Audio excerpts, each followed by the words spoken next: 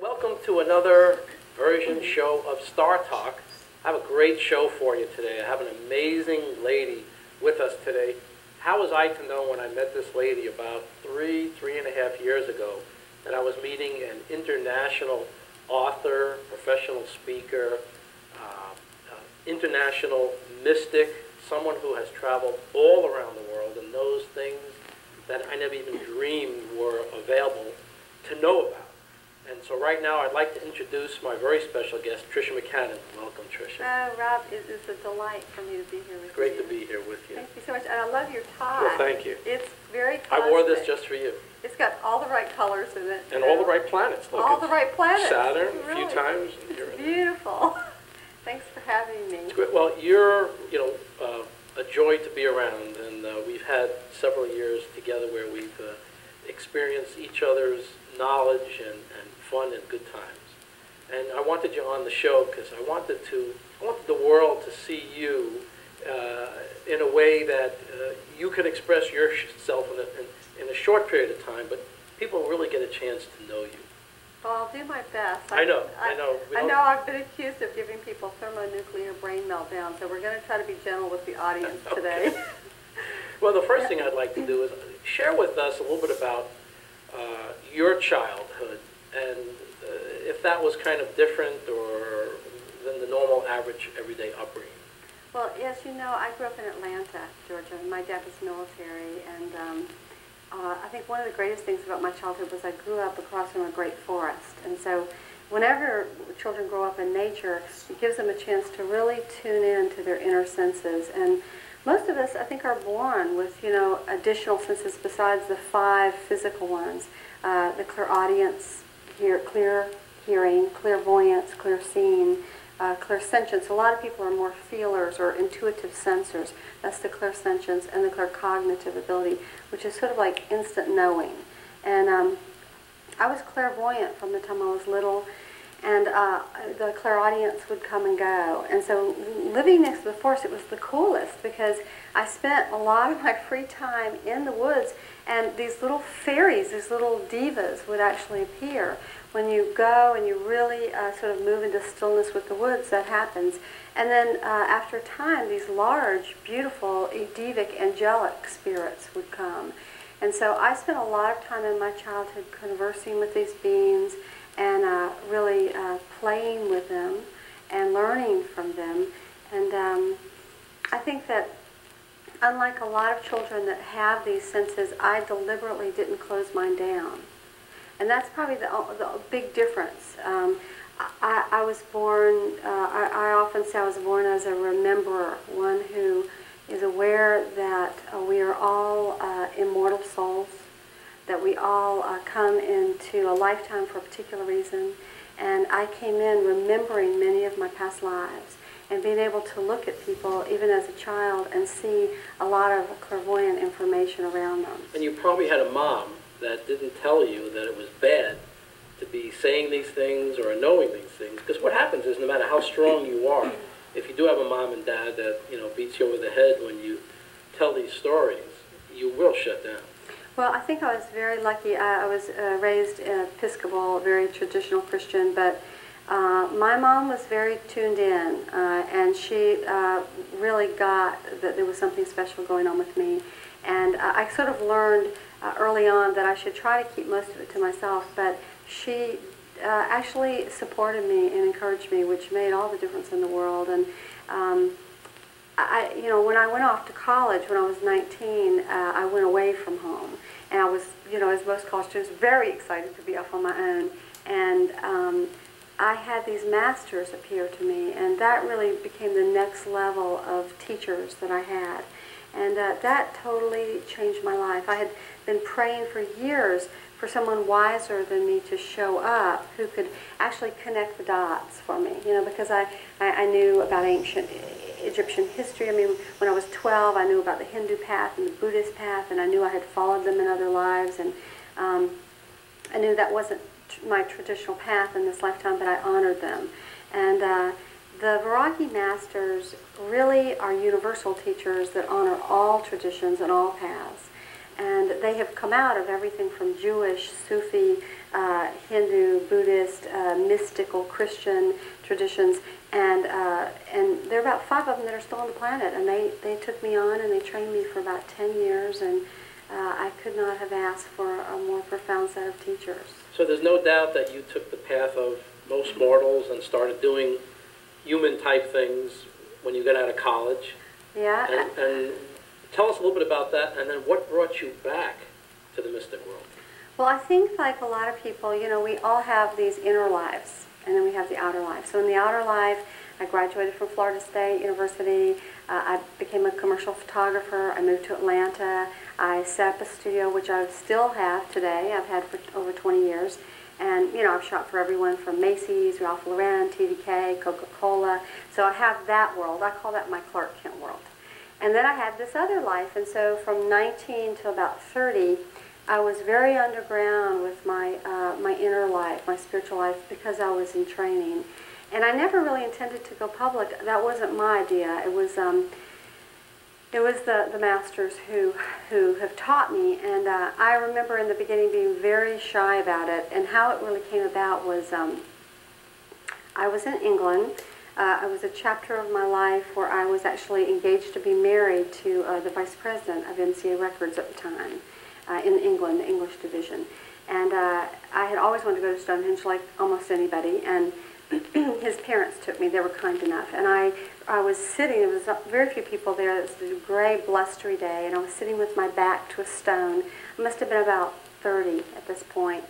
And suddenly everything grew very quiet, and I opened my eyes, and there were stones standing that had not been standing before. And the visitor center had vanished, and the paved road had become a dirt road, and all the tourists were gone. And there was this angel standing about that far, about 30 feet away from me.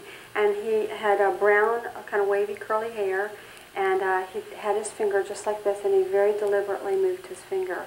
And at that time, I didn't know what that meant. I mean, what? Like, am I supposed to keep a secret, you know? And what actually he had done is he had unsealed what the masters or the ancients call the Akashic records, which are it's the time track of the history of the human race. So from that point on, I began to be able to access information about people at will. And over the last 17 years, I've probably read for maybe 6,000 people. That's a lot of people. And I've been able to really, I began, you know, first I was only reading 3,000, 4,000, 5,000 years back in the past. And then I found suddenly I made a leap to where I was back in what we think of as Atlantis. And then I was back in Lemuria. So, you know, we're talking about enormous time periods. 50,000 years ago, 90,000 years ago, 160,000 years ago, and I got to see technology that is only now beginning to come onto the planet. I got to see energy systems that are non-fossil fuel based. I got to understand that there's a whole grid system of the pyramids that were set up all over the planet and were used for simultaneous initially harmonic resonance for the planet, and eventually the dark force came in and began to use them to try to mind control, much as the HARP project today is trying to affect people. So, and I got to really see that a lot of the souls who were involved in the struggle between power and control of others versus higher consciousness and saving the planet were incarnated in our time, and that basically we're back at similar karmic points of everyone making decisions about what kind of path they want to walk. Pretty powerful. So this is a different or special time, because you talk sometimes. I heard you talk about the Dark Ages, and right. And tell us a little bit about the centuries, the right. last say 1,000 years, if you can. Well, I'll do a brief version of just a little larger picture. You know, what we've discovered is that there's something called the precession of the equinox, which means basically that every 2,160 years, Earth moves into a different phase. So, for example, during the time of the Greeks and the Romans, we were in the age of Aries. And, you know, you hear Ram, you know, Ramses, the last age of Egypt. Ramses II was all around that. So that was an age of the warrior, you know, very much, you know, warring. And that shifted when Christ came in about 2,000 years ago. We entered the age of Pisces. And, you know, like the two fishes, we were entering a time where on one hand, he gave us all the keys. You know, the kingdom of heaven is within you, love yourself, love each other. And on the other, Pisces can tend to also be the victim. You know, there's a high side and low side to every age. And so we had the Inquisition, and we had the destruction, the wholesale destruction of knowledge through, particularly through the Catholic Church and also through the Muslim path. There have been many patriarchal things that have wiped the slate clean to say we're the only way. And now we're entering an amazing time. The next 2160-year cycle is Aquarius, of course. And that's where that whole song, this is the dawning of the age of Aquarius, which actually was the beginning of the 80-year lip that we were really moving into. And many people believe we're about 1 degree or right into Aquarius now. Some believe that will happen at the end of 2012 with that huge 2013 shift that's been predicted by so many people, the Mayans in particular. We're at this age is an age of global communications. It's an age of unity where the male and female energy within each person is asked to come to a place of balance. We notice a whole lot more what appears to be androgyny, which is really just sort of like the shift where men are bringing their yin up and women are bringing their yang up. We're in that transition. And we see a lot of more gay people incarnating on the planet. Well, again, it's the same thing. Those souls are volunteering to come in at the cusp of every age to bring a balance between male and female. We're also at a time in Aquarius where we're dealing with the whole extraterrestrial phenomena, you know, and as much as it's been suppressed on some levels, the last 10 or 15 years there's been a tremendous amount of media coverage with shows like Sightings and Unsolved Mysteries. You were on a lot of these shows, by the way. Yeah, I sure was. And it was a pleasure, thrilled that they were produced. And, you know, there was a lot of focus on, you know, we're not alone. There is life out there. It's sort of like the same time, like Copernicus or Galileo, where we thought that the Earth was the center of the universe, or the Earth was flat. We've been shifting our paradigm to where, you know, 20 years ago, if you talked about extraterrestrials, people were like, I don't know about that. Now it's like, well, there could be something to it, you know. Really, if we were the only civilized race in the whole universe, it would be a tremendous waste of space. So there's a lot of people that really have opened up to the possibilities. So if you could, just for the next 2 or 3 minutes, I saw you speak the other night. You were just spectacular. Thank you. And if you could just give us, for the next couple of minutes, ways that the normal, average, everyday person can just calm themselves down, get centered, and feel a little bit better about themselves. Well, that's a really great question. I think on several levels. Think first at the physical level. A lot of things are impacting our physical bodies that are throwing us off kilter. We have noise pollution, we have air pollution, we have water pollution, we have food pollution. So as much as it's humanly possible to eat healthy food and organic food that doesn't have as many pesticides or chemicals, that's a pragmatic thing we can do. If we can just exercise and try to keep our bodies a little healthier and toned, these are pragmatic physical things. If we can spend time in nature, it's really good for our nervous system. Our whole part of the way that the dark operates, in my opinion, is to create dissonance. So we have the choice of becoming more awake and more enlightened if we're tuned in and we're harmonious with each other, with our environment, with the earth. But the dissonance is sort of like permeating everything. I mean, from the chemtrails that they talk about on Art Bell coming through the air, to the noise pollution in the cities. I mean, for example, Los Angeles, you know, you guys had the most advanced rapid transit system, I think, in the 30s and 40s. It was dismantled because of Goodyear Tire, who wanted rubber. So now we have huge pollution. So I think we're there's the global thing, which we can address in a minute, but at a personal level, I think we're at a place where we have to start trying to get in tune with the earth. The earth is our home, whether we like it or not. If the earth was gone, we'd have no place to live. You know, I always think it's funny how, you know, the religions always say things like, oh, back in the Dark Ages, they were so superstitious, they worshiped the sun. Well, I'd like to see anyone survive for one day without the sun. The sun happens to be one of the divine radiances of, Ra, the Christ energy, of the divine, of the Great Spirit, and the earth is the other one. And these two things have a balance. And we are organic beings, just like all animals and all humans on this planet. And it is, important for us to stay in harmony with the earth. So, grow a garden, have flowers, lay in the grass, go to the mountains, purify your water, vote, buy environmentally sound products, vote for people who are supporting environmentally healthy things, become involved at a local level of your city council or your, just your little community, and make a difference. I know you do make a difference with people all over the world. As a matter of fact, you travel all over the world with groups of, dozens of people. You've gone to some amazing places, and I know that in the next year or so, you plan on leading groups to some of the more spiritual centers in the world. Tell us a little bit about what you've already done and what you have planned, and then let us know about your not your website, your email address, so that people can email you if they want to find out. That's great. Yeah, I've had the opportunity the last 10 years to lead groups to Egypt, to Peru, through the mysteries of southern France, to Italy, to this hidden secret city in Italy, which I will be going back to in October of this year, and then next summer again, to England, and I'm taking a group back there next summer. Egypt, I can tell, is coming back on the horizon probably in a year and a half. So, and I'm also starting to feel a yen to kind of go over to the east. I haven't been to the east. I haven't either. I'd love to go there. That's the one trip I'd go with you. That would be really fun. It would be great.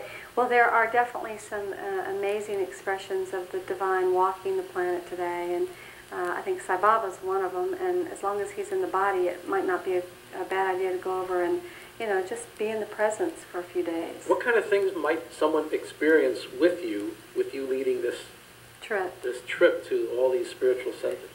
Well, what I can say is that I have had miraculous things happen on many journeys, and because, of course, I've been involved in communication with some of the higher dimensional beings and the masters, and also the spaceship people, for lack of a better word, the Galactic Federation, or whatever they call it. They follow you around wherever you go, don't they? Well, I think what it is that I think when I was a child that they, for whatever reason, they singled me out, and I'm sure I'm not the only one, and they were really responsible for helping to activate, I think, some of my clairvoyance.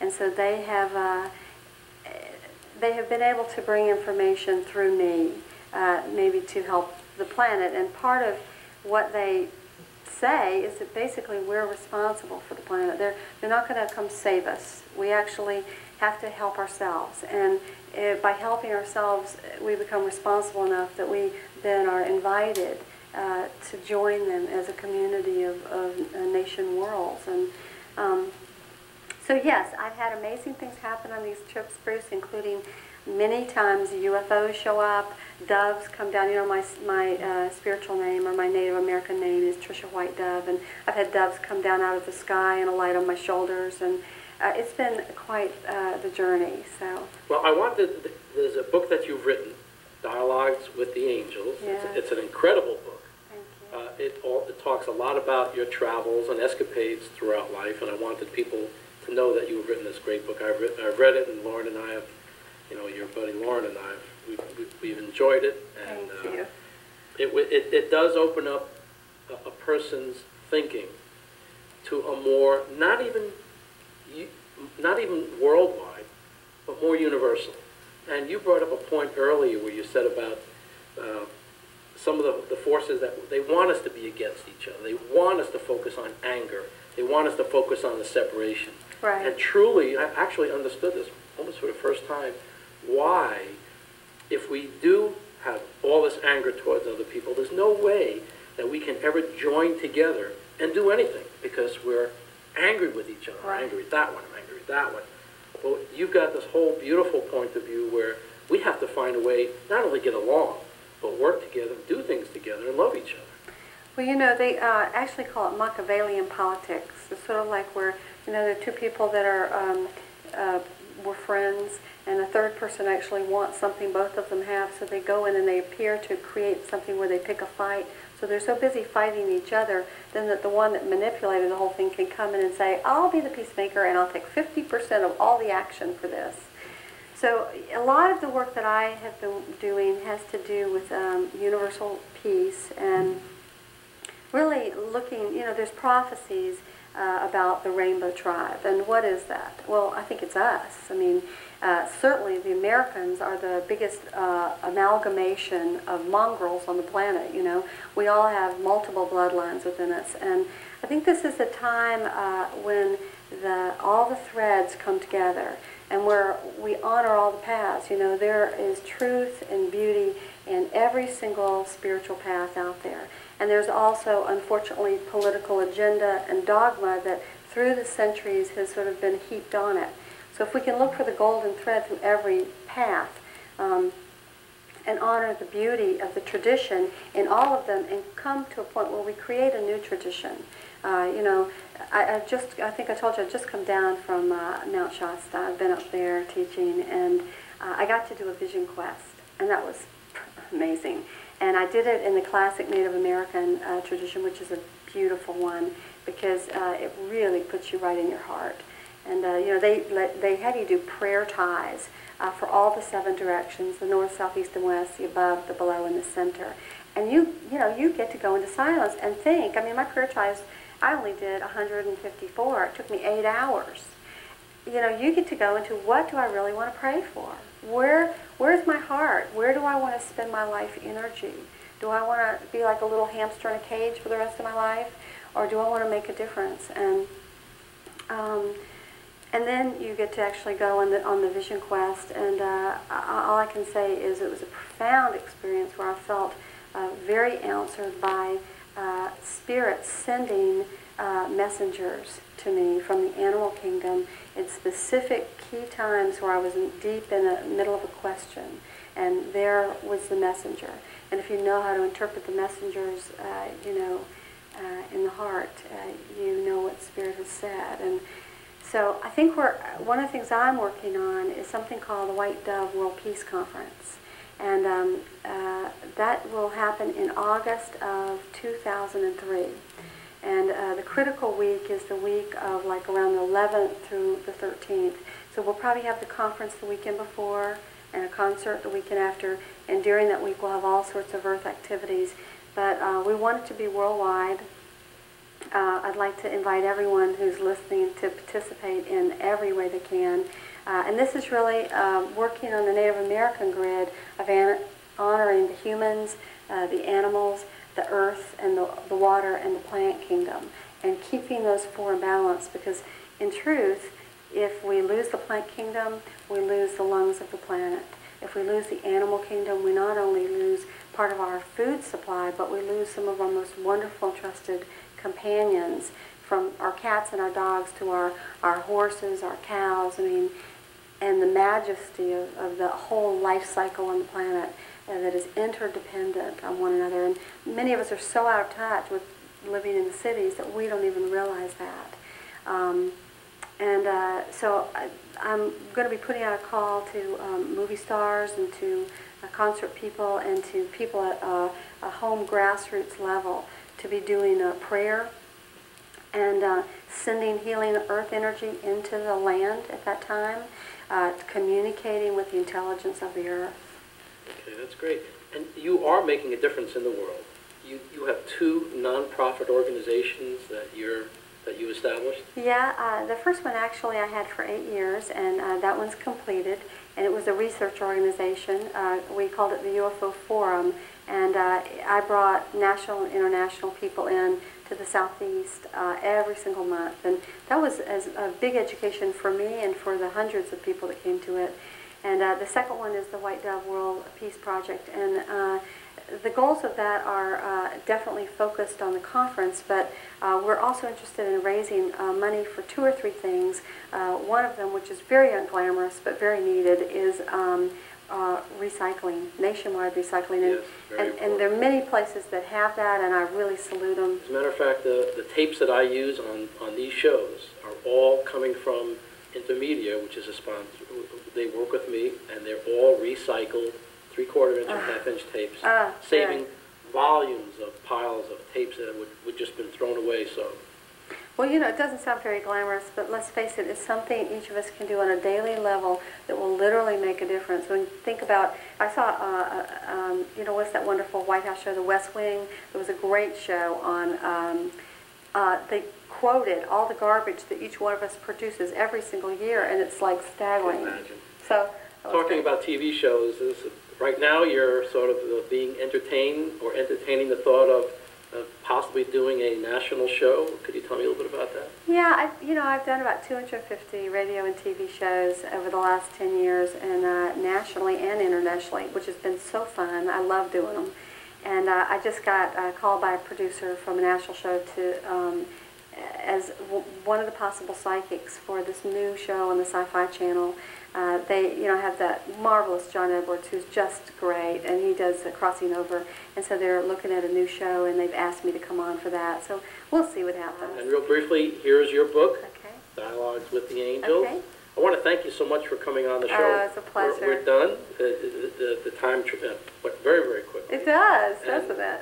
I want to thank you so much Rob. and continued wonderful work in the world and all the healing that you're doing. You've certainly been a wonderful positive influence on me. Oh, thank you so much. Thank you for being on the show. Starr, you're watching Starr Talk. I look forward to seeing you again on this very station in the near future. Have a good day. Bye now.